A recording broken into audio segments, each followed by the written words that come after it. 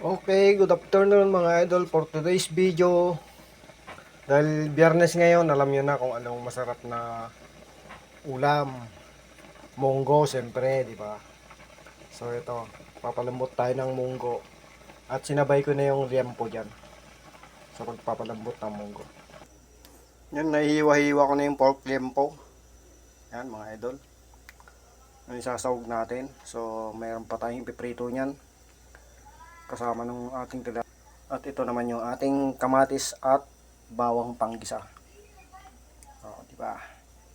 Biyernes ngayon, alam niyo na kung ano masarap sa Biyernes. Munggo Friday. So ito, magigisa na tayo mga idol ng munggo.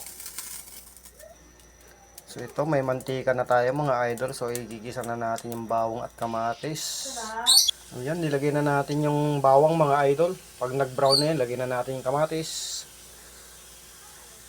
Ayan, nilagay na natin yung kamatis mga idol. Mamula-mula, masarap ang ano, ang sabaw niyan. Ayan, nilagay na rin natin yung pork liempo. Hinihiwa-hiwa natin, gigisa rin natin yun dyan. Para ano, masarap yung pagkaluto ng ating munggo.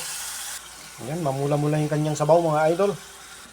Yan, ginisa na natin yung munggo mga idol. Oh. Yan, binalik na natin sa kaldero yung ginisang munggo mga idol. So, pag kumulo na yan, lalagay na natin yung malunggay. Yan, nilagay ko na yung malunggay mga idol. So, haluin na natin yan. So, mag-prepare na tayo ng ano, ng... Okay na mga idol, hanguin na natin. Para hindi na hanguin ng iba.